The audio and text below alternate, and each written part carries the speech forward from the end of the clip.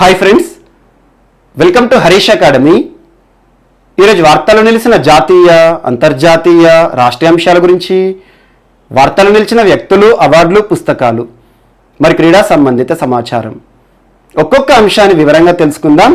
ఈరోజు మన first topic వచ్చేసి ఇస్రో మరియు మ్యాప్ మై ఇండియా సంస్థల మధ్య కుదిరిన ఒప్పందం. చాలా ఇంపార్టెంట్. భారత అంతరిక్ష పరిశోధన సంస్థ, ఇండియన్ స్పేస్ రీసెర్చ్ ఆర్గనైజేషన్ మరియు మ్యాప్ మై ఇండియా అంటున్నాను. మ్యాప్ మై ఇండియా ఎప్పుడైనా గుర్తుంచుకోండి. ఏదైనా సెంటెన్స్ కానీ వర్డ్ కానీ వార్తలు నిలిచిందనుకోండి, దాని యొక్క అర్థాన్ని అబ్జర్వ్ చేయండి, దాని యొక్క ఉద్దేశం మనకు అర్థమైపోతుంది. సో మ్యాప్ మై ఇండియా అంటే భారతదేశానికి సంబంధించి మ్యాపింగ్ వ్యవస్థని నిర్వహిస్తున్న అధికారిక సంస్థ. 1995లో ఏర్పాటు చేయబడింది, ఢిల్లీ కేంద్రంగా. చాలా important. So map my India ఎందుకోసం ఏర్పాటు చేయబడింది అంటే భారతదేశంలో మ్యాపింగ్ వ్యవస్థని రూపకల్పన చేయడం, అంటే అధికారికంగా మ్యాప్లను చిత్రీకరించడం, వాటిని నిర్వహించడం. ఒకటేమో మ్యాపింగ్ వ్యవస్థ, డిజిటల్ మ్యాప్లను నిర్వహించే సంస్థ. సెకండ్ ఏమో ఇస్రో, ప్రపంచవ్యాప్తంగా అంతరిక్ష ప్రయోగాల విషయంలో, అంతరిక్ష పరిశోధనల విషయంలో ఎవరు కూడా సాధించని అరుదైన రికార్డులు సృష్టిస్తున్న అద్భుతమైన సంస్థ మన అంతరిక్ష పరిశోధన సంస్థ ఇస్రో. సో ఈ రెండు సంస్థల మధ్య కుదిరిన ఒప్పందం ఈరోజు వార్తలు నిలిచింది. ఈ ఒప్పందం యొక్క ఉద్దేశం ఏంటంటే Google maps, Google earth, so total గా జిపిఎస్, సో వీటికి ప్రత్యామ్నాయంగా పూర్తి స్వదేశీ పరిజ్ఞానంతో మన ఓన్ సిస్టమ్ ని డెవలప్ చేయాలి, మన స్వదేశీ వ్యవస్థని ఏర్పాటు చేయాలి, రూపకల్పన చేయాలి. ఇందుకోసం ఈరోజు ఒక ఒప్పందం వార్తలు ఇచ్చింది ఈ రెండు సంస్థల మధ్య. సో ఈ మూడు ఏవైతే ఉంటాయో ముఖ్యంగా చూడండి, మనం ప్రతిరోజు అలవాటు పడిన అంశాలు ఇవన్నీ కూడా. ఎగ్జాంపుల్, ఒక వ్యక్తి ఒక ప్రాంతం నుండి ఒక ప్రాంతానికి వెళ్ళాలి అనుకుంటే ఎక్కడి నుండి ప్రారంభమవుతున్నాడు, ఎక్కడి వరకు వెళ్ళాలి, ఫ్రమ్ టు. సో ప్రారంభ ప్లేస్ ఏంటి, డెస్టినేషన్ గమ్యస్థానం ఏంటి, ఈ రెండింటి కూడా టైప్ చేస్తే, ఆ ప్రాంతాల పేరు టైప్ చేస్తే ఈ రెండు ప్రాంతాలకు సంబంధించి లింక్ గా ఉండే ఈ రోడ్ ఉంటుంది కదా, అది మొత్తం కూడా మనకు గూగుల్ మ్యాప్స్ లో కనబడుతుంది. అలా అలవాటు పడిపోయాం మనం. ఒక ప్రాంతంలో ఒక ప్రాంతానికి వెళ్ళాలంటే ఇప్పుడు సులభంగా సో గూగుల్ మ్యాప్స్ అనేది మనకు సేవలు అందిస్తుంది. ఇలాంటి గూగుల్ మ్యాప్స్ కానివ్వండి, గ్లోబల్ పొజిషనింగ్ సిస్టమ్ జిపిఎస్ వ్యవస్థ ఏదైతే ఉంటుందో, గూగుల్ ఎర్త్ ఏదైతే ఉంటుందో, మన భారతదేశానికి సంబంధించినవి కాదు, అమెరికాకి సంబంధించినవి. ఎక్కడ ఉన్న అమెరికా వాడు మనకి ఇస్తున్న సేవలు ఇవన్నీ కూడా. సో ఇందులో మనకు జరుగుతున్న కొన్ని లోపాలు ఏంటంటే, మనకు జరుగుతున్న నష్టం ఏంటంటే సమాచార భద్రతకి భంగం వాటిల్లుతోంది. సమాచార భద్రత అంటే ఏంటి? ఎగ్జాంపుల్, నేను ఉన్నాను, ఒక ప్రాంతం నుండి ఒక ప్రాంతానికి వెళ్ళాను, ఒక సిటీ నుండి ఒక సిటీకి. ఆ సిటీకి వెళ్ళగానే నా యొక్క సమాచారం ఆ సిటీకి సంబంధించిన కొన్ని ప్రముఖ సంస్థలు ఉంటాయి, వాటికి చేరవేస్తోంది ధనార్జన ఆశించి ఇటీవల గూగుల్ సంస్థ. సో అందులో భాగంగా ఏం చేస్తే ఆ దగ్గర ఉండే సంస్థలు ఏవైతే ఉంటాయో, రెస్టారెంట్లు కానివ్వండి, లేదంటే ఇన్స్టిట్యూషన్స్ కానివ్వండి, వీరందరూ కూడా నాకు అడ్వర్టైజ్మెంట్ రూపంలో మెసేజ్లు పంపిస్తూ ఉంటారు. సో ఆ గూగుల్ మ్యాప్స్ లో మనకు అడ్వర్టైజ్మెంట్ కూడా వస్తాయి. సో ఇలాంటివి ఏవైతే ఉంటాయో మన ప్రైవసీకి భంగం వాటిల్లుతోంది, మన సమాచారానికి సంబంధించి భద్రత ఉండదని చెప్పేసి పూర్తి స్వదేశీ పరిజ్ఞానంతో మనం ఒక నూతన వ్యవస్థని రూపకల్పన చేయాలని చెప్పేసి ఈ రెండు సంస్థలు కూడా ముందుకు రావడం జరిగింది. ఈ రోజు ఒప్పందాన్ని కూడా కుదుర్చుకోవడం జరిగింది. సో జిపిఎస్ అమెరికాకి సంబంధించింది. కొన్ని దేశాలు స్వంత నావిగేషన్ వ్యవస్థను కలిగి ఉన్నాయి. ఎగ్జాంపుల్, అమెరికాకి సంబంధించి జిపిఎస్, గ్లోబల్ పొజిషనింగ్ సిస్టమ్, దానిపైన మనం ఆధారపడ్డాం. ప్రస్తుతం జిపిఎస్ వ్యవస్థనే మనకు సేవలు అందిస్తుంది. మనకు రష్యా అనగానే గ్లోనాస్, అండ్ చైనాకి సంబంధించి ఇటీవల మనం చర్చించుకున్నాం ఆల్మోస్ట్ ఒక 5 months బ్యాక్, బీడో శాటిలైట్ సిస్టమ్ అని చెప్పేసి. సో అలా ఒక్కొక్క దేశానికి స్వంత నావిగేషన్ వ్యవస్థ ఉంది. భారతదేశం కోసం కూడా నావిగేషన్ వ్యవస్థ, స్వదేశీ నావిగేషన్ వ్యవస్థ కోసం ఇస్రో చేసిన ప్రయోగాలు మనకు అవన్నీ కూడా పాతే. IRNSS, so Indian regional navigation satellite system, IRNSS, Indian regional navigation satellite system. ఇందులో భాగంగా నావిక్ ని ఏర్పాటు చేయాలనుకుంటున్నాం మనం. So NavIC, so navigation with Indian constellation, చాలా ఇంపార్టెంట్. ఇవన్నీ కూడా మన సొంత నావిగేషన్ వ్యవస్థకి సంబంధించి ఇస్రో చేసిన ప్రయోగాలు. సో ఇస్రో విడతల వారీగా శాటిలైట్లను కూడా లాంచ్ చేస్తూ వార్తలు నిలుస్తుంది. ఈ నావిక్ సంబంధించి ఐఆర్ఎన్ఎస్ఎస్ శాటిలైట్ చాలా ఇంపార్టెంట్. సో ఇందులో భాగంగా ఈ రోజు ఈ గూగుల్ మ్యాప్స్ కానివ్వండి, గూగుల్ ఎర్త్ కానివ్వండి, టోటల్ గా జిపిఎస్ వ్యవస్థకి మన సమాచారం విషయంలో భద్రత ఉండలేం లేదు. మన సమాచారంకి రహస్య సమాచారం ఉంటుంది, కొంతమంది ఎక్కడికి వెళ్ళాలనుకుంటున్నారో అలాంటి సమాచారం విషయంలో కూడా భంగం వాటిల్లుతోంది. సో మనకి ప్రస్తుతం డాటా ప్రైవసీ అనేది చాలా ఇంపార్టెంట్. ఇటువంటి అంశాలను దృష్టిలో ఉంచుకొని ఒక కొత్త వ్యవస్థను ఏర్పాటు చేయాలని చెప్పేసి ఒక పోర్టల్ ని కూడా ప్రారంభించబోతున్నారట ఈ రెండు సంస్థలు కలిసి. చాలా ఇంపార్టెంట్. సో ఇటీవల మన స్వంత నావికా వ్యవస్థకి సంబంధించి గూగుల్ మ్యాప్స్ లేదా GPS లేదా గూగుల్ ఎర్త్ కి ప్రత్యామ్నాయంగా మన పూర్తి స్వదేశీ పరిజ్ఞానంతో నూతన వ్యవస్థను ఏర్పాటు చేయడానికి ఏ సంస్థల మధ్య ఒప్పందం కుదిరింది అంటారు. సో ఇస్రో భారత అంతరిక్ష పరిశోధన సంస్థ మరియు మ్యాప్ మై ఇండియా అనే సంస్థకి మధ్య కుదిరిన ఒప్పందం చాలా ఇంపార్టెంట్. సో వీరేం చేస్తారు, భారతదేశంలో ఉన్న మ్యాప్స్ నిర్వహించే సంస్థను అందుకే చెప్పాను. సో భారతదేశంలో అధికారికంగా మ్యాప్లను నిర్వహిస్తుంది కదా మ్యాప్ మై ఇండియా.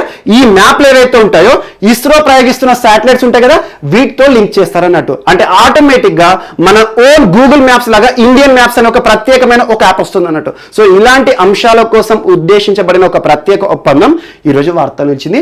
చాలా ఇంపార్టెంట్. సో పూర్తి స్వదేశీ పరిజ్ఞానంతో నావికా వ్యవస్థ వైపు మనం పయనిస్తున్నాం. అందులో భాగంగా ఈ ఒప్పందం వార్తలు ఇచ్చింది. అందులో భాగంగా ఇప్పటికే ఇస్రో చేస్తున్న ప్రయోగాలు IRNSS శాటిలైట్స్ కానివ్వండి, నావిక్ అనేది మనకు పూర్తి స్వదేశీ పరిజ్ఞానంతో మన ఇస్రో డెవలప్ చేస్తున్న నావిక్ మనకి ఏంటంటే మనకు నావిగేషన్ సిస్టమ్. సో అలా నావిగేషన్ విత్ ఇండియన్ కాన్స్టిలేషన్ చాలా ఇంపార్టెంట్. సో ఇవన్నీ కూడా పాత అంశాలు.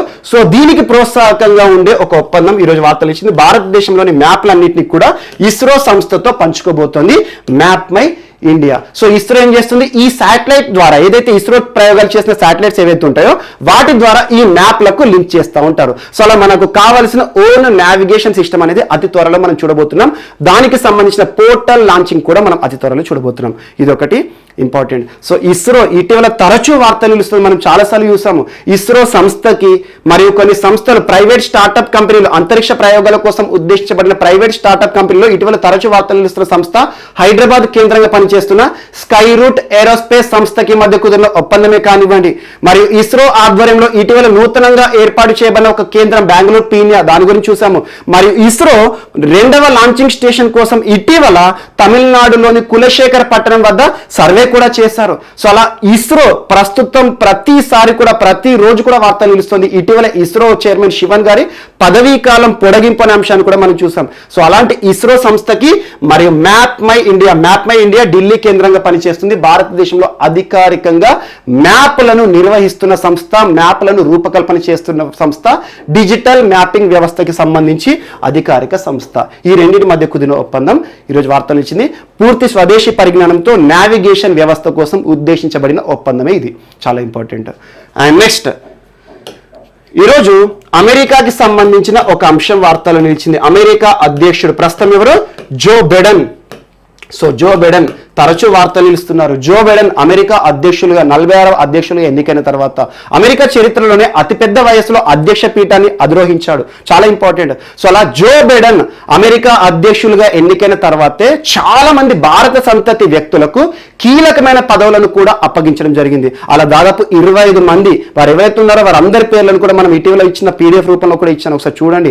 ఏ పదవికి ఇటీవల అమెరికా నూతన అధ్యక్షుల ఎన్నికలు ముగిసిన తర్వాత భారత సంతతి వ్యక్తులు ఏ అధికారాన్ని చేజెక్కించుకుంటున్నారు, ఏ కీలకమైన పదవులను మన వాళ్ళు స్వీకరించారని చెప్పేసి వారందరి గురించి చూడండి భారత సంతతి వ్యక్తుల విషయంలో. సో అలా ఇటీవల జో బైడెన్ కొన్ని నూతన సంస్కరణలు కూడా తీసుకొస్తున్నాడు. ఏవైతే పాత అధ్యక్షుడు చేసిన తప్పిదాలు ఉన్నాయో, పాత అధ్యక్షుడు ఎవరు, డొనాల్డ్ ట్రంప్.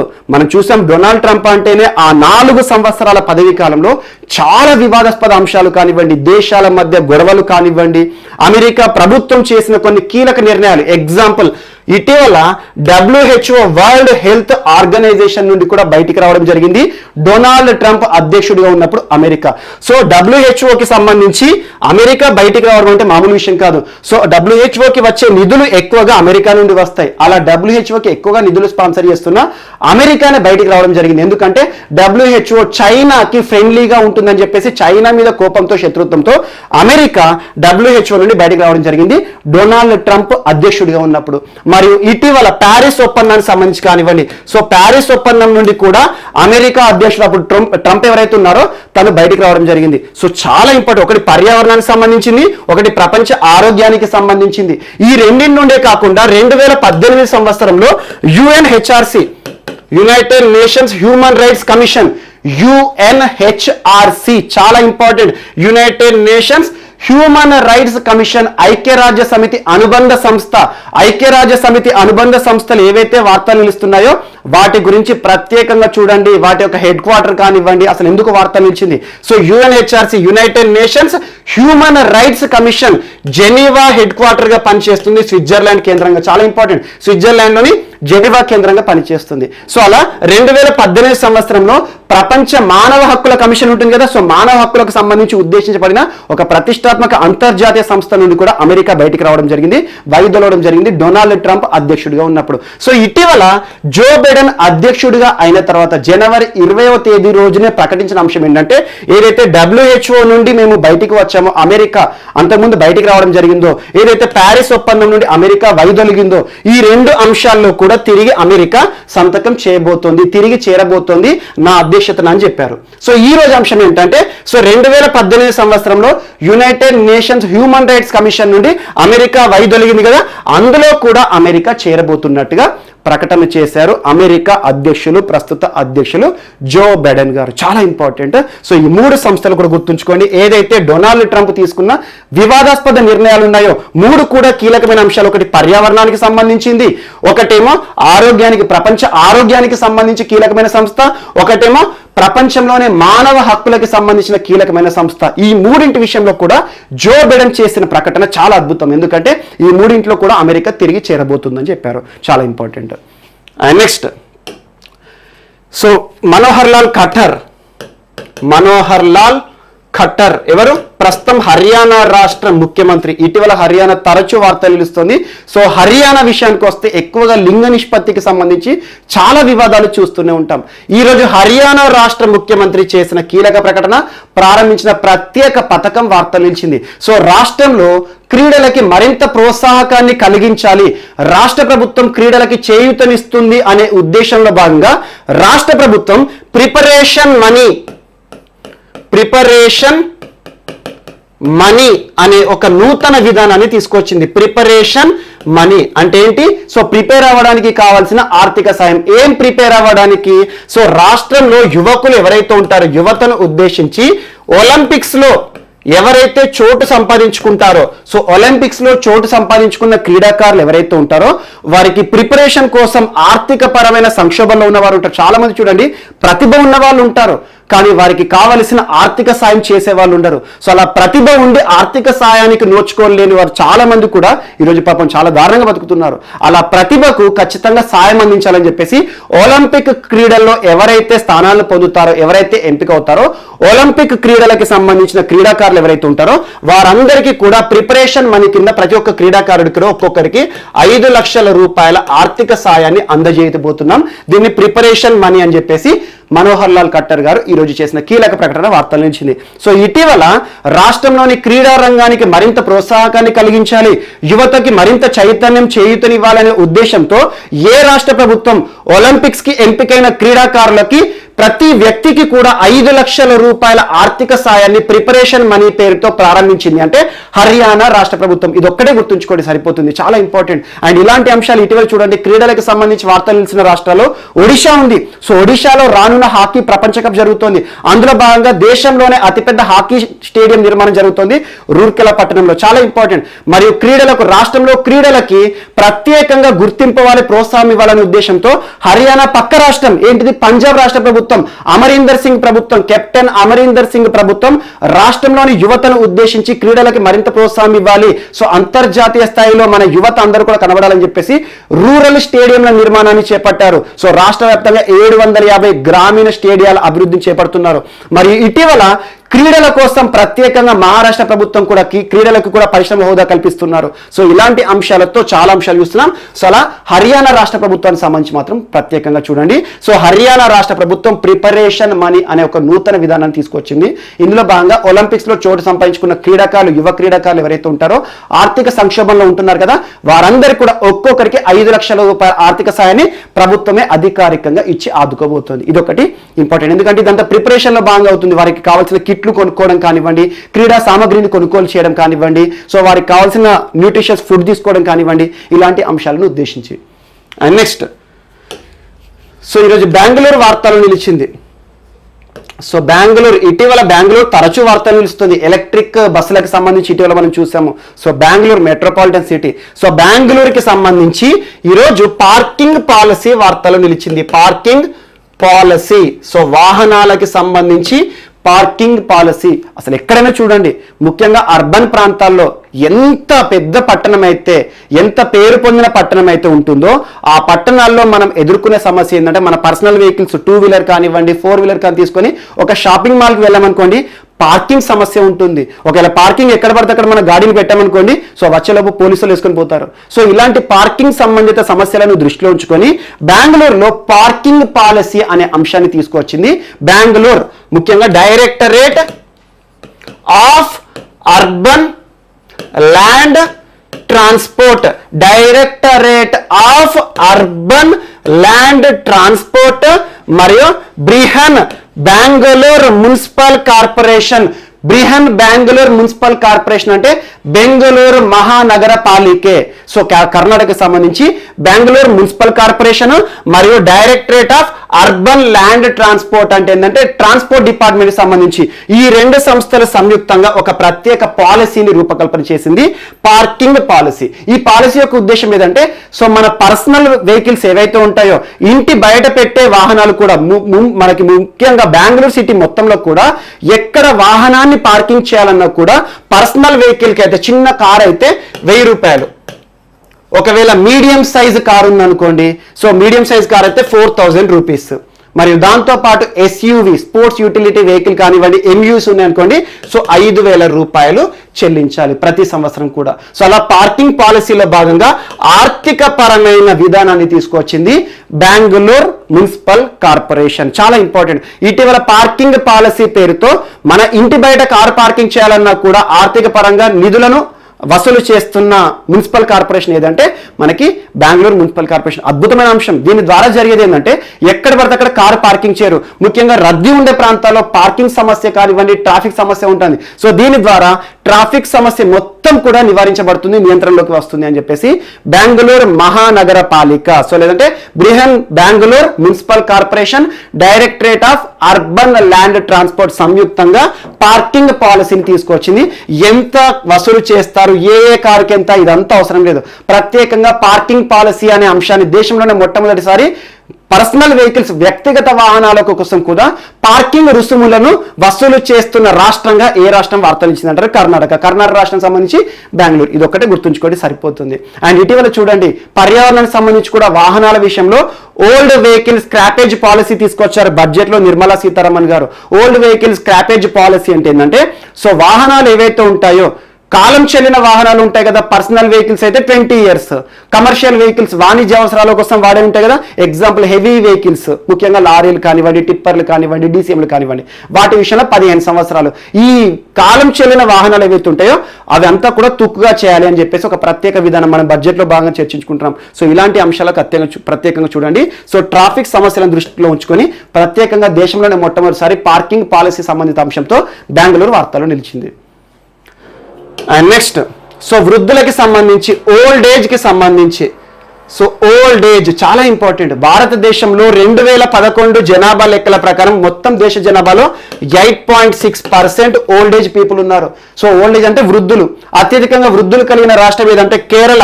2011 జనాభా లెక్కల ప్రకారం. సో రానున్న జనాభా లెక్కలు 2021 రావాలి, కానీ 2022కి తీసుకురావడం జరుగుతుంది. ఎందుకంటే లాస్ట్ ఇయర్ మొత్తం కూడా జీరో, మనకి సింపుల్ చెప్పాలంటే కరోనా పరిస్థితుల కాలం. అందుకోసం అని చెప్పేసి 2021 సెన్సస్ ని 2022లో రిలీజ్ చేస్తామని చెప్పేసి ఇటీవల పార్లమెంట్ వేదికగా ప్రభుత్వం కూడా ప్రకటించింది. సో అవన్నీ పక్కన పెట్టేస్తే, సో వృద్ధులకు సంబంధించి జాతీయ వృద్ధుల విధానం 1999 కొన్ని గుర్తుంచుకోండి ఖచ్చితంగా ప్రత్యేక పాలసీలు. జాతీయ వృద్ధుల విధానం ప్రకారము ఒక డెఫినేషన్ ఉంటుంది. నేషనల్ ఓల్డ్ ఏజ్ పాలసీ ప్రకారము 60 సంవత్సరాల పైబడిన వయస్కులు అందరూ కూడా వృద్ధులే అన్నట్టు. సో వృద్ధుల సంరక్షణ కోసం భారతదేశ రాజ్యాంగంలోని ఆర్టికల్ వారికి రక్షణ ఇస్తుంది.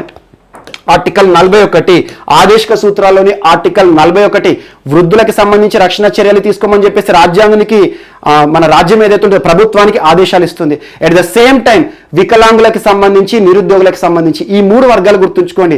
ఒకటి వికలాంగులు, ఒకటి వృద్ధులు, వికలాంగులు అనకూడదు దివ్యాంగులు అనండి, అండ్ 3 నిరుద్యోగులు. వీరికి సంబంధించిన సమస్యలన్నింటినీ పరిష్కరించాలి. సో నిరుద్యోగులు ఎవరైతే ఉంటారో వీరికి నిరుద్యోగ వృత్తి ఇవ్వాలి, వికలాంగులకు ప్రత్యేకమైన సౌకర్యాలు కల్పించాలి, వృద్ధులకి పెన్షన్ సౌకర్యాలు కల్పించాలి, వారి సంరక్షణను చూసుకోవాలని చెప్పేసి ప్రభుత్వాలకి ఆదేశాన్ని ఇస్తున్న ఆదేశిక సూత్రం ఆర్టికల్ 41. సో అలా ఆర్టికల్ 41 ఆధారంగా వృద్ధులకి పెన్షన్ కూడా ఇస్తున్నాయి అన్ని రాష్ట్ర ప్రభుత్వాలు దేశవ్యాప్తంగా కూడా. అలాంటి వృద్ధులకు సంబంధించి ఈరోజు దేశంలోనే మొట్టమొదటిసారి mid day meal scheme for old age people. So mid day meal scheme అనేది ఇప్పటి వరకు చిన్నపిల్లలు చూస్తాం మన స్కూల్లో. సో స్కూల్లో డ్రాప్అవుట్స్ పెరుగుతున్నాయని చెప్పేసి ప్రభుత్వాలన్నీ కూడా మిడ్ డే మీల్ స్కీమ్స్ ఇస్తాయి. అంటే మధ్యాహ్నం కూడా భోజనం పెడితేనైనా వస్తారని చెప్పేసి అలా అక్షరాస్యత ఇస్తాము, at the same time food కూడా ఇస్తామని చెప్పేసి జాతీయ ఆహార భద్రతా చట్టాన్ని కూడా అమలు చేస్తున్నారు. సో ఈరోజు చాలా మంది వృద్ధులు ఎదుర్కొంటున్న సమస్యలు చూడండి. భారతదేశంలో మనకి వృద్ధుల సంరక్షణ చట్టం 2017 ప్రకారం చాలా ఉంటాయి అంశాలు. సో అలా 2007 వృద్ధుల సంరక్షణ చట్టం, దాని ప్లేస్లో కొత్త చట్టాలు కూడా వస్తున్నాయి ఇటీవల కాలంలో. సో వృద్ధులకి సంబంధించి వారిని సంరక్షించడం అనేది ప్రతి పౌరుడి విధి. అందులో భాగంగా చాలా మంది కూడా చూడండి వారి యొక్క పేరెంట్స్ ఎవరైతే ఉంటారో, ఓల్డ్ ఏజ్ పీపుల్ ఎవరైతే ఉంటారో వారిని చాలా వరకు కూడా నెగ్లెక్ట్ చేస్తున్నారు, వారికి ఒక పూట ఫుడ్ కూడా పెట్టట్లేదు. అలాంటి వారందరినీ కూడా దృష్టిలో ఉంచుకొని మధ్యాహ్నం పూట వారు నివసించే ప్రాంతాలు ఏవైతే ఉంటాయో ఒక్కొక్క స్ట్రీట్లో ప్రత్యేకంగా వృద్ధుల కోసము మిడ్ డే మీల్ స్కీమ్ ని ప్రారంభించబోతున్నారు, పోషణ్ అభియాన్ ని భారత ప్రభుత్వం. సో మొదటి విడతగా యాక్చువల్లీ ఈ అంశం మొదటిసారి ఏ రాష్ట్ర ప్రభుత్వం అమలుకు తీసుకొచ్చిందంటే మధ్యప్రదేశ్ రాష్ట్ర ప్రభుత్వంలోని ఇందోర్. సో ఇందోర్ చాలా ఇంపార్టెంట్. ఈ లాక్డౌన్ పరిస్థితుల కాలంలో ఇందోర్ తరచూ వార్త నిలిచింది. ఇందోర్ సిటీ యొక్క ప్రత్యేకత ఏంటంటే మనకు స్వచ్ఛ భారత్ పరంగా కానివ్వండి, అద్భుతమైన సిటీ. ప్రస్తుతం ఏ ర్యాంకింగ్స్ ఇచ్చినా కూడా ఇందోర్ అనేది టాప్ ప్లేస్ లో నిలుస్తుంది. సో ఇందోర్ కి సంబంధించి డ్రోన్ల ద్వారా కూడా శానిటేషన్ ప్రక్రియ చేపట్టారు. కరోనాని అద్భుతంగా కట్టడి చేసిన ప్రాంతం డ్రోన్ల ద్వారా దేశంలో మొట్టమొదటిసారి ఏ ప్రాంతంలో శానిటైజేషన్ చేశారంటే ఇందోర్. సో అలాంటి ఇందోర్ యాజమాన్యం, ఇండోర్ డిస్ట్రిక్ట్ అడ్మినిస్ట్రేషన్ వారు ఇటీవల ఆ జిల్లాలో ఉన్న వృద్ధులందరికీ కూడా ప్రత్యేకంగా కొన్ని క్యాంటీన్లను ఏర్పాటు చేస్తున్నారు. సో మధ్యాహ్నం పూట ఎవరైతే వారు పిల్లలు ఉంటారు కదా, పిల్లలచే నెగ్లిజెన్స్ కి గురయ్యారు, సో ఎవరు పట్టించుకోకుండా ఉన్న వృద్ధులు ఉన్నారో వారి కోసం ప్రత్యేకంగా క్యాంటీన్లను ఏర్పాటు చేసి వారికి కావాల్సిన భోజనాన్ని ప్రతిరోజు ఉచితంగా ఇచ్చే ఒక ప్రత్యేక కార్యాచరణ సిద్ధం చేశారు ఇందోర్.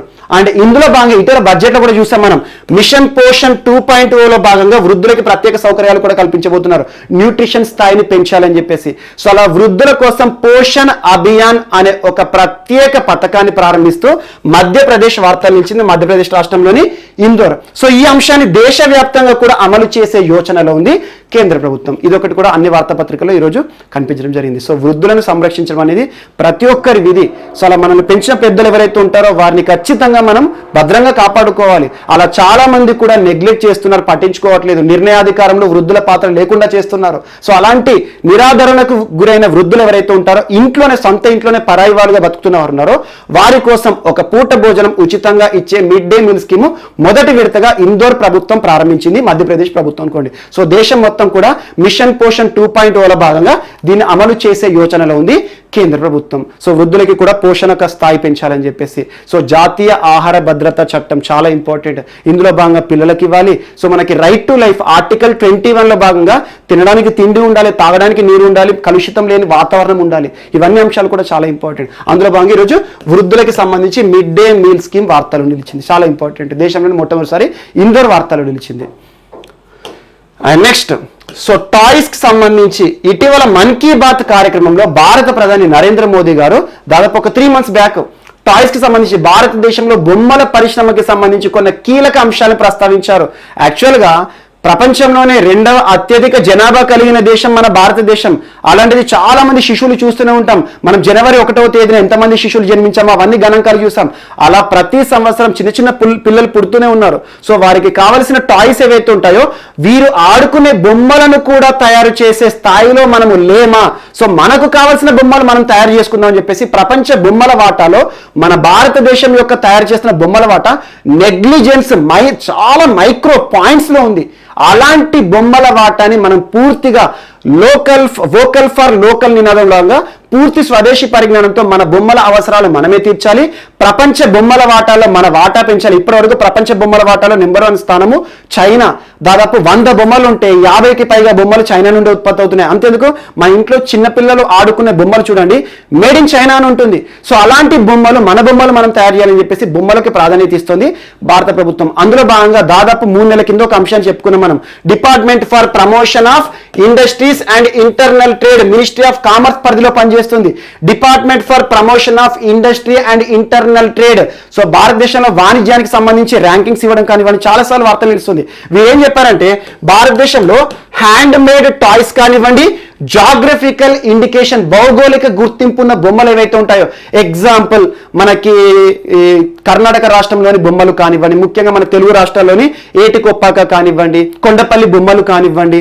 సో ఇలాంటి బొమ్మలు ఏవైతే ఉంటాయో జాగ్రఫికల్ ఇండికేషన్, ఒక ప్రాంతం నిర్మల్ బొమ్మలు కానివ్వండి మన తెలంగాణ రాష్ట్రానికి సంబంధించి, అలా ప్రత్యేకమైన బొమ్మలు, చేతులతో తయారు చేసే బొమ్మలు, జాగ్రఫికల్ ఇండికేషన్ తో కూడిన బొమ్మలకి క్వాలిటీ కంట్రోల్ నుండి ఎగ్జంప్షన్ కూడా ఇస్తున్నామని చెప్పారు. బొమ్మల పరిశ్రమను ప్రోత్సహిస్తున్నారని చెప్పేసి ఇదంతా ఎర్లియర్ గా మనం చర్చించుకున్నాం. సో అలా బొమ్మల పరిశ్రమకి ప్రత్యేక అవగాహన కల్పించాలని చెప్పేసి ఎక్స్క్లూజివ్ గా బొమ్మల ప్రదర్శనని ఏర్పాటు చేయబోతోంది భారత ప్రభుత్వం. ఏ డేట్స్ లో అంటే ఫిబ్రవరి 27వ తేదీ నుండి మార్చి 2వ తేదీ మధ్య, దాదాపు 4 డేస్ అనుకోండి. సో అలా ఈ మంత్ ఎండింగ్ ప్రారంభమవుతుంది. ఫిబ్రవరి 27, 28, మార్చ్ 1, 2 ఈ 4 రోజుల పాటు. సో ప్రపంచవ్యాప్తంగా కూడా గుర్తింపు పొందే ఉద్దేశంతో ద ఇండియా టాయ్ ఫేర్, మొట్టమొదటిసారి భారతదేశంలో ద ఇండియా టాయ్ ఫేర్ ని ఏర్పాటు చేయబోతున్నారు. ద ఇండియా టాయ్ ఫేర్ అంటే బొమ్మల ప్రదర్శన. సో దీనికి సంబంధించి అధికారికంగా ఒక పోర్టల్ ని ప్రారంభించారు. Ministry of education, ministry of textiles, ministry of commerce. Ministry of education ఎవరు ప్రస్తుతం? రమేష్ పోఖ్రియాల్ నిశాంక్ గారు. మరియు మినిస్ట్రీ ఆఫ్ కామర్స్ ఎవరు ప్రస్తుతం? పీయూష్ గోయల్ గారు. మినిస్ట్రీ ఆఫ్ కామర్స్, వాణిజ్య శాఖ మంత్రి, at the same time railway శాఖ మంత్రి కూడా. మరియు మినిస్ట్రీ ఆఫ్ టెక్స్టైల్స్ ప్రస్తుతం ఎవరు? స్మృతి జిబిన్ ఇరానీ. ఈ 3 మంత్రులు, కేంద్ర మంత్రులు సంయుక్తంగా కూడా నిన్నటి రోజున ఒక ప్రత్యేక పోర్టల్ ని ప్రారంభించారు. రానున్న ది టాయ్ ఇండియా ఫేర్ 2021 భారతదేశంలో మొట్టమొదటిసారి ఒక బొమ్మల ప్రదర్శనను ఏర్పాటు చేయబోతున్నాము. సో ఆసక్తి గలవారు ఎవరైతే ఉంటారో బొమ్మల తయారీకి సంబంధించిన సంస్థలు ఇందులో రిజిస్ట్రేషన్ చేయండి, మీ యొక్క బొమ్మలను ప్రదర్శించవచ్చు అని చెప్పేసి ఒక ప్రత్యేక వెబ్సైట్ కూడా ప్రారంభించారు. ద టాయ్ ఫేర్ 21 కి సంబంధించి చాలా ఇంపార్టెంట్. సో అలా ఈ అంశం కూడా ఈరోజు. సో బొమ్మలకు సంబంధించి 27 రోజున మనకు దీనికి సంబంధించి అసలు ప్రత్యేక అంశాలు ఏంటి, సో ఎవరు ప్రారంభించబోతున్నారు, ఇవన్నీ అంశాలు కూడా చూడాలి. So the toy fair .in అనే ఒక పోర్టల్ కూడా ప్రారంభించారు. అదొకటి కూడా ఇంపార్టెంట్. సో 3 మంత్రిత్వ శాఖల్ని గుర్తుంచుకోండి ఇక్కడ. అండ్ నెక్స్ట్ ఈరోజు ఆరోగ్య సేతు అండ్ కోవిన్ యాప్ 2 కూడా వార్తలు నిలిచాయి. మరొకసారి మనందరికీ తెలుసు ఆరోగ్య సేతు అనేది ఏప్రిల్ 2వ తేదీ 2020 సంవత్సరం, అప్పుడు peak corona moment. So corona పరిస్థితుల కాలంలో కరోనాకి సంబంధించి ట్రాకింగ్ చేయడం కానివ్వండి, మన చుట్టుపక్కల ఎవరైనా కరోనా కేసెస్తో ఉన్నవారు ఉన్నారని చెప్పేసి గుర్తించడానికి ఆరోగ్య సేతు యాప్ని విడుదల చేశారు కేంద్ర ప్రభుత్వం, ministry of health and family welfare పరిధిలో. మరియు కోవిన్ యాప్ యొక్క ఉద్దేశం ఏంటి? సో ప్రస్తుతం వ్యాక్సిన్ కి సంబంధించి వ్యాక్సినేషన్ కార్యక్రమాల భాగంగా సాంకేతిక సహకారం కోసం భారత ప్రభుత్వం రూపకల్పన చేసింది కోవిన్ యాప్. అంటే ఏంటి? వ్యాక్సిన్ కావాల్సిన వారు రిజిస్ట్రేషన్ చేసుకుంటారు అన్నట్టు. సో కోవిన్ యాప్ ద్వారానే ప్రస్తుతం దేశవ్యాప్తంగా వ్యాక్సినేషన్ పనులు జరుగుతున్నాయి. ఒకటేమో మొదటిసారి మనకు లాస్ట్ ఇయర్ ఏప్రిల్ 2వ తేదీన విడుదల చేయబడిన ఆరోగ్య సేతు యాప్, సెకండ్ ఏమో కోవిన్. రెండింటి యొక్క పర్పస్ వేరు. సో కానీ రెండింటి యొక్క ఉద్దేశం ఒకటే, కరోనాకి సంబంధించి. ఈ రెండింటి కూడా ఇంటిగ్రేట్ చేస్తూ ఈ రోజు ఒక అంశం వార్తలు ఇచ్చింది. ఇంటిగ్రేట్ అంటే ఏంటంటే ఆరోగ్య సేతు యాప్ లో కూడా కోవిన్ కి సంబంధించిన సమాచారాన్ని పొందుపరచడం జరుగుతుంది. కోవిన్ యొక్క ఉద్దేశం ఏంటి? నాకు వ్యాక్సిన్ కావాలని రిజిస్ట్రేషన్ చేసుకున్నాను అనుకోండి, నాకు వ్యాక్సినేషన్ పూర్తయింది అనుకోండి, నాకు ఒక సర్టిఫికేట్ ఇస్తారు. ఇప్పుడు చూడండి, తరచూ చాలా మంది ఫోన్లలో స్టేటస్ లో కానివ్వండి, ఫేస్బుక్ లో పెట్టుకుంటున్నారు. కానీ గుర్తుంచుకోండి, మన వ్యాక్సిన్ వేసిన తర్వాత ఆ సర్టిఫికేట్ ఏదైతే వస్తుందో దీన్ని మనం సోషల్ మీడియాలో కానివ్వండి ఫార్వర్డ్ చేయకూడదు. ఎందుకంటే అందులో మన డేటా ఉంటుంది, మన పాన్ కార్డ్ నెంబర్ కానివ్వండి, మన నేమ్ కానివ్వండి. సో అలా మన బేసిక్ డేటా ఏదైతే ఉంటుందో మన డేటా అనేది వేరే వేరే సంస్థలు తప్పుగా కూడా వాడుకుంటారు. సో డేటా ప్రైవసీ అనేది ఇంపార్టెంట్, ప్రతిసారి కేంద్ర ప్రభుత్వం చెప్తోంది. అలాంటిది మనకిచ్చే సర్టిఫికేట్ స్టేటస్ పెట్టుకుంటే ఏం లాభం ఉంటుంది? సో అవి మాత్రం చాలా మిస్టేక్ అలా పెట్టుకోకూడదు. ఎందుకంటే మన సమాచారానికి సంబంధించి ప్రతి ఒక్క వ్యక్తికి కూడా, ప్రతి ఒక్క పౌరుడికి కూడా గోప్యత కూడా ప్రాథమిక హక్కు అని చెప్పేసి సుప్రీంకోర్టు పుట్టస్వామి కేసులో చెప్పింది. చాలా ఇంపార్టెంట్. ఆర్టికల్ 21 జీవించాకలో గోప్యత కూడా కూడా బాగుండాలి, మనకు సంబంధించిన కొన్ని రహస్యాలను ఖచ్చితంగా దాచుకోవాలి. సో ఇవన్నీ పాటించాలి. సో ఈ రెండింటి యాప్స్ ఏవైతే ఉంటాయో, ఈ రెండు యాప్స్ ఏవైతే ఉంటాయో వీటి రెండింటిని కూడా ఇంటిగ్రేట్ చేస్తూ ఈరోజు ministry of health and family welfare వారు ఒక కీలక నిర్ణయాన్ని ప్రకటించడం జరిగింది. సో ఈ రెండు యాప్స్లో కూడా బేసిక్ ఇన్ఫర్మేషన్స్ ఉంటాయి. సో ఇదొకటి ఇంటిగ్రేషన్ సంబంధిత అంశం వార్తలు నిలిచింది. అండ్ నెక్స్ట్, సో ఈరోజు బాబర్ అనే ఒక మిసైల్ వార్తల్లో నిలిచింది. మిసైల్, సో క్షిపణి. ఇటీవల పాకిస్తాన్ తరచూ క్షిపణి ప్రయోగాలతో వార్తలు నిలుస్తోంది. Example, with in span of 3 weeks, గడిచిన 3 వారాల్లో 3 మిసైల్స్ ని విజయవంతంగా ప్రయోగించింది పాకిస్తాన్. ఫస్ట్ టైం మనం షాహీన్ 3 గురించి చూసాం. Shaheen 3 second last week just ఒక 3-4 days బ్యాక్ మనం చర్చించుకున్నాం. ఫిబ్రవరి 3వ తేదీన లాంచ్ చేసింది పాకిస్తాన్. అదేంటంటే గజ్నవి. సో గజ్నవి మిసైల్, మరి ఈ రోజు బాబర్. ఈ 3 కూడా with in span of 3 weeks లోనే, 3 వారాల్లోనే 3 శక్తివంతమైన. సో అలా పాకిస్తాన్ ఇటీవల గడిచిన 3 వారాల్లో చేసిన 3 మిసైల్ ప్రయోగాలు, వాటి పేర్లు గుర్తుంచుకోండి సరిపోతుంది. మొదట మనం చర్చించుకున్న షాహీన్ 3, ఆ తర్వాత ఫిబ్రవరి 3వ తేదీ ఈ సంవత్సరం జరిపిన మిసైల్ ప్రయోగం ఏంటి? గజ్నవి మిసైల్ ప్రయోగం. సో ఈ రోజు వార్తలు నిలిచిన బాబర్ మిసైల్ ప్రయోగం. వీటి పేర్లు గుర్తుంచుకోండి సరిపోతుంది. ఎందుకంటే with in span of 3 weeks లోనే 3 మిసైల్ ప్రయోగాలతో పాకిస్తాన్ వార్తలు ఇచ్చింది. ఈ రోజు బాబర్ ప్రత్యేకత ఏంటి? సో సుదూర ప్రాంతంలో దాదాపు సర్ఫేస్ టు సర్ఫేస్ మిసైల్. ఇటీవల తరచూ చెప్తున్నాను, సర్ఫేస్ టు సర్ఫేస్ అంటే ఏంటి, సర్ఫేస్ టు ఎయిర్ అంటే ఏంటి, ఎయిర్ టు సర్ఫేస్ అంటే ఏంటని. సో ఈ రోజు బాబర్ యొక్క ప్రత్యేకత ఏంటి? సర్ఫేస్ టు సర్ఫేస్, ఉపరితలం నుండి ఉపరితలంపై ఉన్న లక్ష్యాన్ని ఛేదించే లక్ష్యంతో. అంటే ఏంటి? దాదాపు 490 kilometers దూరము, లేదంటే 280 miles దూరంలో ఉన్న ఎలాంటి లక్ష్యాన్నైనా కూడా ఛేదించే ఉద్దేశంతో పాకిస్తాన్ చేసిన బాబర్ మిసైల్ ప్రయోగం ఈరోజు వార్తలో నిలిచింది. సో చాలా మందికి ఒక డౌట్ ఉంటుంది, పాకిస్తాన్ చేసే మిసైల్ ప్రయోగాల గురించి కూడా మన పోటీ పరీక్షలో అడిగే అవకాశాలు ఉన్నాయంటే చెప్పలేము. ఎందుకంటే వివిధ దేశాల్లో జరుగుతున్న మిసైల్ ప్రయోగాలు, రాకెట్ ప్రయోగాలు కానివ్వండి, మార్స్ ప్రయోగాలు కానివ్వండి, ఇటీవల హోప్ మిషన్ సంబంధించి తియాన్-1 ప్రయోగం గురించి మనం చూసాం కదా, అలాంటి దేశాల్లాగానే పాకిస్తాన్ సంబంధించిన అంశాలు కూడా జస్ట్ చూడండి సరిపోతుంది. అండ్ నెక్స్ట్, ఈరోజు భారత రక్షణ రంగానికి సంబంధించి ఒక ఒప్పందం వార్తలో నిలిచింది. సో త్రివిధ దళాల్లో ఒకటైన ఇండియన్ నేవీకి, భారత నౌకాదళానికి మరియు BHEL సంస్థ, భారత్ హెవీ ఎలక్ట్రికల్స్ లిమిటెడ్ సంస్థకి మధ్య కుదిరిన ఒప్పందం. ఈ ఒప్పందం యొక్క ఉద్దేశం ఏంటంటే ఇండియన్ నేవీకి కావలసిన 2 అధునాతన ఆయుధాలను తయారు చేస్తాయి. ఆ అధునాతన ఆయుధాల పేరు ఏంటంటే super rapid gun mounts. So super rapid gun mount అంటే ఏంటంటే సేమ్ యుద్ధ ట్యాంక్ లాగానే ఉంటుంది, కాకపోతే ఏంటంటే యుద్ధ నౌక పైన పనిచేస్తుంది. సర్వసాధారణంగా మనకు రక్షణ రంగంలో భాగంగా ఏదైనా దేశంతో యుద్ధ సమయంలో కానివ్వండి, సరిహద్దు వెంట ఎక్కువగా బ్యాలిస్టిక్ ట్యాంకులు కనబడతా ఉంటాయి, యుద్ధ ట్యాంకులు. అలా ఏంటి, సరిహద్దు మన ఉపరితలం పైన ప్రయాణిస్తూ ఉంటాయి. సో దీని యొక్క ప్రత్యేకత ఏంటంటే ఇండియన్ నేవీకి, ఎందుకంటే భారతదేశానికి సంబంధించి 3 వైపులా కూడా సముద్ర జలాలు ఉన్నాయి. ఇలాంటి సముద్ర జలాల్లో, మన భారత సముద్ర జలాల్లో శత్రు దేశానికి సంబంధించి ఏదైనా అటాక్ చేసే సందర్భం కనిపించినా, లేదా శత్రు దేశానికి సంబంధించి ఏవైనా అనుమానిత యుద్ధ నౌకలు కానివ్వండి, సబ్మెరైన్స్ కనిపించినా కూడా వాటిని పేల్చివేసే సామర్థ్యం మనకు ఉండాలని చెప్పేసి అధునాతన శక్తి సామర్థ్యాలు కలిగిన సూపర్ ర్యాపిడ్ గన్ మౌంట్స్, ఈ పేరు గుర్తుంచుకోండి, SRGM. సో ఇటీవల సూపర్ ర్యాపిడ్ గన్ మౌంట్స్ అనే ఒక ప్రత్యేక ఆయుధం కోసము ఇండియన్ నేవీ ఏ సంస్థతో ఒప్పందాన్ని కుదుర్చుకుంది అంటే భారత్ హెవీ ఎలక్ట్రికల్స్ లిమిటెడ్. ఇవన్నీ కూడా షిప్స్ పైన పనిచేసే ఆయుధాలు అన్నట్టు. సో ఇందులో భాగంగా భారత్ హెవీ ఎలక్ట్రికల్ లిమిటెడ్ 2 అధునాతన ఆయుధాలు సూపర్ ర్యాపిడ్ గన్ మౌంట్స్ ని ఇండియన్ నేవీకి అప్పజెప్పబోతోంది. ఈ ఒప్పందం ఈరోజు వార్తలు ఇచ్చింది. సో ఈ గన్ ని తయారు చేసే వారెవరు, ఎవరెవరికి మధ్య ఒప్పందం కుదిరింది, ఇది ఒకటి సరిపోతుంది. So Bharat heavy electricals limited ఏంటి, మనకు ఢిల్లీ కేంద్రంగా పనిచేస్తున్న సంస్థ. అండ్ నెక్స్ట్, సో రక్షణ రంగానికి సంబంధించిన అంశాలు చూసాం కదా.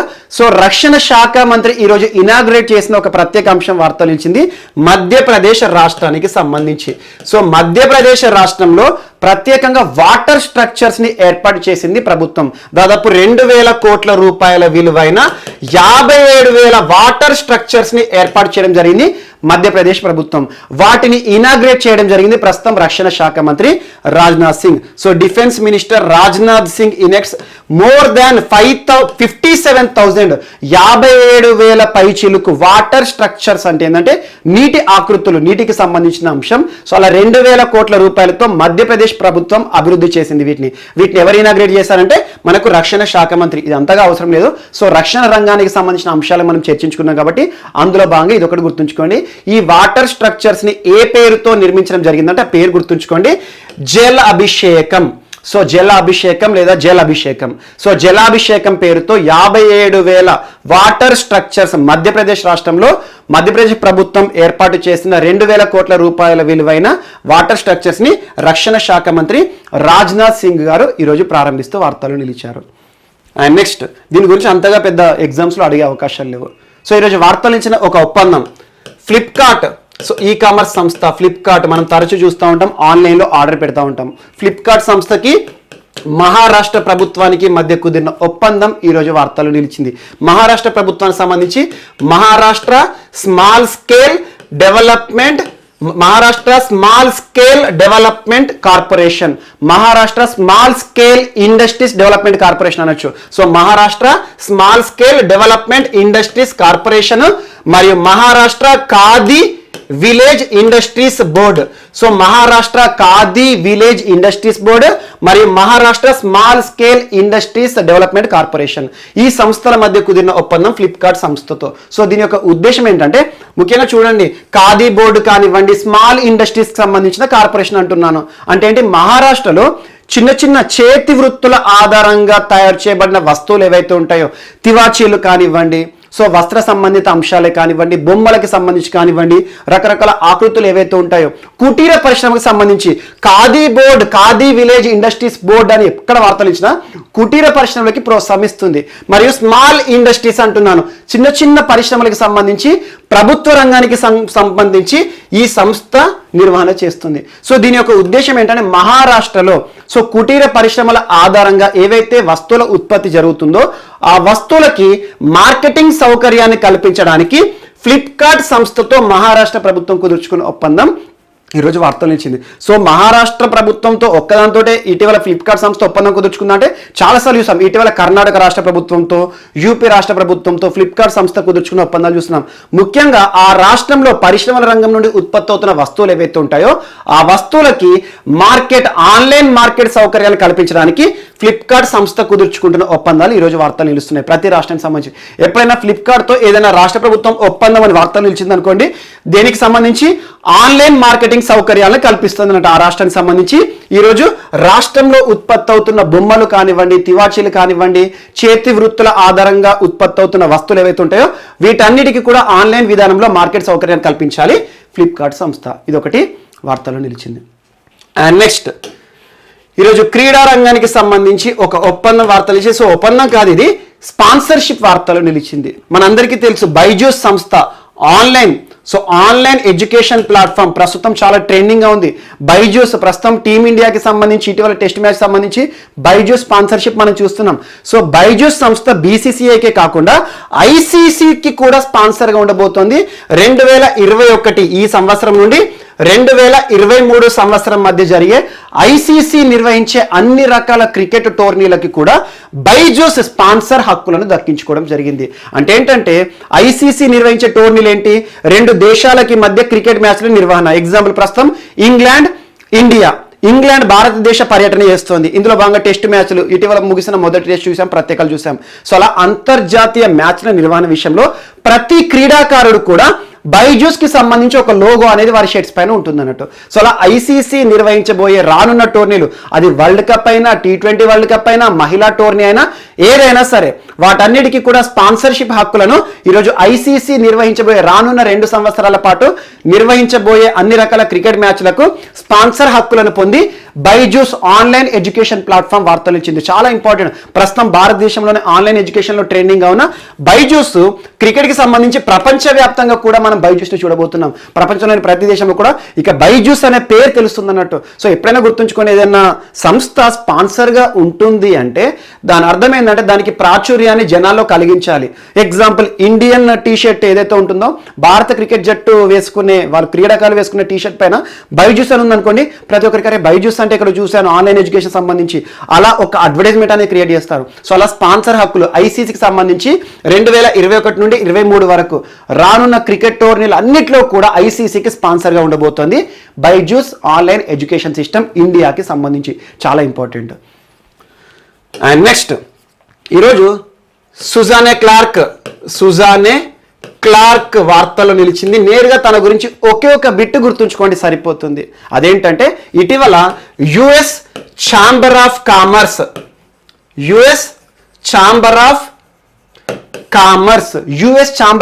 అంటే అమెరికాకి సంబంధించి వాణిజ్య సంస్థ అన్నట్టు. సో అలా వాషింగ్టన్ డీసీ కేంద్రంగా పనిచేస్తుంది United states chamber of commerce వాణిజ్య సంబంధిత సంస్థ. ఈ సంస్థ ప్రపంచవ్యాప్తంగా కూడా గుర్తింపు పొందిన సంస్థ వాణిజ్యానికి సంబంధించి. సో అలా యుఎస్ ఛాంబర్ ఆఫ్ కామర్స్ కి మొట్టమొదటి మహిళా సీఈఓగా నియమితులైన వ్యక్తి సుజానే క్లార్క్. పేరు గుర్తుంచుకొని సరిపోతుంది. యుఎస్ ఛాంబర్ ఆఫ్ కామర్స్ చరిత్రలోనే అమెరికాకి సంబంధించి వాణిజ్య సంస్థ అయిన యుఎస్ ఛాంబర్ ఆఫ్ కామర్స్ కి మొట్టమొదటి మహిళా సీఈఓగా ఇటీవల వార్తలు నిలిచిన పర్సన్ పేరు ఏంటంటే Suzanne Clark. So Suzanne Clark అన్న ఒకటే. అండ్ నెక్స్ట్ మరొక మహిళ వార్తలు నిలిచారు ఈరోజు, సాత్విక లెంకా. సో సాత్విక లెంకా ఎవరంటే ప్రస్తుతం ఒడిషా ప్రభుత్వంలో, సో ఒడిషా రాష్ట్రంలో ఫారెస్ట్ ఆఫీసర్గా పనిచేస్తున్నారు, ఫారెస్ట్ అధికారి.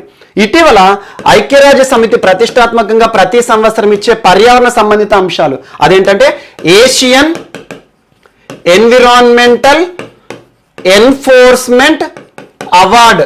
So Asian environmental enforcement award సాధించిన మొట్టమొదటి భారత అధికారి సాత్విక లెంకా. ఐక్యరాజ్య సమితి ప్రతి సంవత్సరం ఇచ్చే ప్రతిష్టాత్మక పురస్కారం పర్యావరణ సంబంధిత అంశాలు వన్యప్రాణి సంరక్షణకు సంబంధించి అద్భుత కృషి చేసే వ్యక్తులకు ఇచ్చే ప్రతిష్టాత్మక పురస్కారమే ఏషియన్ ఎన్విరాన్మెంటల్ ఎన్ఫోర్స్మెంట్ అవార్డు. ఇది ఆసియా ప్రాంతాల్లో ఉండే వ్యక్తులను గుర్తించడం జరుగుతుంది. సో అలా ఒక్కొక్క ఖండానికి సంబంధించి విశేషంగా కృషి చేస్తున్న వ్యక్తులు, ముఖ్యంగా పర్యావరణ సంబంధించి వన్యప్రాణుల సంరక్షణ సంబంధించి కృషి చేసే వ్యక్తులకు అధికారులకు ఇస్తారు. అందులో భాగంగా ఒడిషా ఫారెస్ట్ డిపార్ట్మెంట్ అంటున్నాను కదా.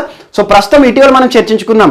సో మనకి ఆంధ్రప్రదేశ్ ఒరిస్సాకి సంబంధించి చాలా ప్యాంగోలిన్స్ కూడా అక్రమంగా రవాణా చేస్తున్నారు. ప్యాంగోలిన్స్ అనే ఒక జంతువుని చూపించాను ఇటీవల. మనకి ఏవైతే ఉంటాయో పొలుసుల ఆధారంగా ఉండే ఒక జీవి, చాలా ఇంపార్టెంట్. ప్రస్తుతం వాణిజ్య అవసరాల కోసం వాటిపైన ఉండే పొలుసులు, ఆ బిల్లలు ఏవైతే ఉంటాయో వాటిని అమ్ముకొని కోట్లు సంపాదిస్తున్నారు. అలాంటి ప్యాంగోలిన్స్ ఏవైతే ఉంటాయో ప్యాంగోలిన్ సంరక్షణ చర్యల్లో తను చేసిన కృషికి గాను ఐక్యరాజ్య సమితి ఏషియన్ ఎన్విరాన్మెంటల్ ఎన్ఫోర్స్మెంట్ అవార్డు పురస్కారాన్ని ఇచ్చి సత్కరించింది సాత్విక లెంకా. ఇది ఒకటి గుర్తుంచుకోండి. సో పేరు గుర్తుంచుకోండి, సాత్విక లెంకా ఏషియన్ ఎన్విరాన్మెంటల్ ఎన్ఫోర్స్మెంట్ అవార్డు ఐక్యరాజ్య సమితి నుండి పొందిన మొట్టమొదటి భారతీయ అధికారిగా వార్తలు నిలిచారు. అండ్ నెక్స్ట్ సో కూజంగల్ మూవీ వార్తలు నిలిచింది. ఒక తమిళ సినిమా కూజంగల్. సో కూజంగల్ అంటే ఇంగ్లీష్లో ఏంటంటే పెబుల్స్. సో పెబుల్స్ అంటే ఏంటి, చిన్న చిన్న స్టోన్స్ అన్నట్టు. సో కూజంగల్ అనే ఒక చిత్రం తమిళ సినిమా. ప్రొడ్యూసర్ అంటే నయనతార, మనందరికీ తెలిసిన నటి. సో నయనతార ప్రొడ్యూస్ చేసిన కూజంగల్ మూవీ ఈ సంవత్సరానికి international film festival of Rotterdam. So Rotterdam convention, మీరు పర్యావరణ సంబంధిత అంశాలు చూస్తూనే ఉంటారు. సో రోటర్డామ్ ఎక్కడ ఉంది? నెదర్లాండ్స్ అన్నా, హాలాండ్ అన్నా, డచ్ అన్నా ఒకటే. So Rotterdam. So international film festival of Rotterdam అంటే ప్రపంచవ్యాప్తంగా గుర్తింపు పొందిన చలనచిత్ర పురస్కారాలు అన్నట్టు. సో అలా international film festival of Rotterdam వీరి నుండి టైగర్ అవార్డు పురస్కారాన్ని పొందిన రెండవ సినిమా, భారతీయ సినిమా కూజంగల్. అంతకుముందు ఏ సినిమా సాధించింది అంటే ఒక మలయాళ సినిమా దుర్గా అనే సినిమా. సో మలయాళ సినిమా దుర్గా, ఈ సినిమాకి మాత్రం ఇప్పటి వరకు Rotterdam international film festival tiger award సాధించింది. అలా టైగర్ అవార్డు సాధించిన మొట్టమొదటి తమిళ సినిమా కూజంగల్. దేశంలో చూస్తే రెండవ సినిమా, మొదటి సినిమా దుర్గా మలయాళం, తమిళ సినిమా అయితేనేమో మనకు మొట్టమొదటి సినిమా మనకి కూజంగల్. సో ఇటీవల international film festival of Rotterdam నుండి టైగర్ అవార్డు పొందిన భారతీయ సినిమా ఏది, ఏకైక తమిళ సినిమా ఏది అంటారు. పెబుల్స్ అని అన్నా లేదంటే కూజంగల్ అన్నా ఒకటే. సో టైగర్ అవార్డ్ ఇది ఒకటే గుర్తుంచుకోండి. సో పెబుల్ నయనతార ప్రొడ్యూస్ చేసిన సినిమా, నయనతార గారు నటించారు కూడా. సో ఒక ఇది ఏంటంటే దాదాపు ప్రపంచవ్యాప్తంగా కూడా ఈరోజు గుర్తింపు పొంది ఈ సినిమా వార్తలు నిలిచింది. నేరుగా గుర్తుంచుకోండి సినిమాలకు సంబంధించి పురస్కారాలు ఏవైతే ఉంటాయో. సో అలా international film festival of Rotterdam నుండి టైగర్ అవార్డు పురస్కారాన్ని పొందిన భారతీయ సినిమా ఏది అంటే కూజంగల్. ఏ భాషకు సంబంధించి అంటే తమిళనాడు. సో తమిళ్కి సంబంధించి తమిళనాడు రాష్ట్రంలో. సో తమిళనాడు రాష్ట్రంలోనే కాదు వివిధ భాషల్లోకి డబ్బింగ్ కూడా చేయబడే సినిమా. పెబల్స్ పేరుతో హాలీవుడ్లో కూడా డబ్బింగ్ అవుతుంది. అండ్ నెక్స్ట్ ఈరోజు వార్తలు నిలిచిన ఒక పుస్తకం డాన్ మోరైన్. డాన్ మోరైన్ ఎవరంటే ప్రసిద్ధ అమెరికా జర్నలిస్ట్. సో ప్రముఖ విలేకరి మరియు బుక్ రైటర్, చాలా నవలలు రచనలు చేశారు. సో తను రచించిన ఒక నూతన పుస్తకం ఈరోజు వార్తలు నిలిచింది. అమెరికా చరిత్రలోనే, అమెరికా అధ్యక్ష ఎన్నికలు ఇటీవల జరిగాయి కదా, సో అలా అమెరికా చరిత్రలోనే మొట్టమొదటి ఉపాధ్యక్షురాలు, మహిళా ఉపాధ్యక్షురాలుగా ప్రసిద్ధి పొందిన మన భారత మూలాలు కలిగిన వ్యక్తి కమలా హారిస్. సో కమలా హారిస్ గారి జీవిత చరిత్ర బయోగ్రఫీ ఏదైతే ఉంటుందో తన జీవితంలోని కొన్ని ఇంపార్టెంట్ ఈవెంట్స్ అన్నిటిని కూడా క్రోడీకరించి ఒక పుస్తకంలోకి తీసుకురావడం జరిగింది. డాన్ మోరియన్ సుప్రసిద్ధ రచయిత, ప్రపంచవ్యాప్తంగా గుర్తింపు పొందారు. తను రచించిన పుస్తకం ఏంటంటే కమలా హారిస్ డాన్ మోరియన్. సో కమలా హారిస్ పేరుతోనే రావడం జరిగింది. డాన్ మోరియన్ రచించిన కమలా హారిస్ అనే ఒక పుస్తకం ఎవరికి సంబంధించిన అంటే అమెరికా చరిత్రలోని మొట్టమొదటి మహిళా ఉపాధ్యక్షురాలు కమలా హారిస్ జీవిత చరిత్ర ఆధారంగా కొన్ని ఇంపార్టెంట్ ఈవెంట్స్, తన అధ్యక్ష ఎన్నికలకు సంబంధించి కానివ్వండి, తను ఏ రకంగా జీవితంలో ఎదిగింది, సో తనకు సంబంధించిన పర్సనల్ లైఫ్ కానివ్వండి, ఇటువంటి బయోగ్రఫీకి సంబంధించిన అంశాలన్నింటినీ కూడా క్రోడీకరించి ఒక పుస్తకంలో తీసుకురావడం జరిగింది. సుప్రసిద్ధ రచయిత, ప్రముఖ journalist Dan Morain. So Dan Morain పేరెంట్ ఆధారంగా కమలా హారిస్ అనే ఒక పుస్తకం అని వచ్చింది. సో ఈ పుస్తకం పేరు కూడా కమలా హారిసే. ఆథర్ వచ్చేసి డాన్ మోరియన్. సో చాలా ఇంపార్టెంట్ పర్సనాలిటీ. ప్రపంచవ్యాప్తంగా కూడా వందల సంఖ్యలో పుస్తకాలు రచించిన ప్రముఖ జర్నలిస్ట్ కమలా హారిస్ జీవితం చరిత్ర ఆధారంగా ఒక పుస్తకాన్ని మనం ముందుకు తీసుకురావడం జరిగింది. ఇవి మనకి ఈరోజు వార్తలు నిలిచిన అంశాలు. మిస్లేనియస్ అంశాలు ఏమైనా మిగిలిపోతే మాత్రం మనం రేపటి క్లాస్లో యాడ్ చేసుకొని నేర్చుకుందాం. రేపు కలుద్దాం. Thank you.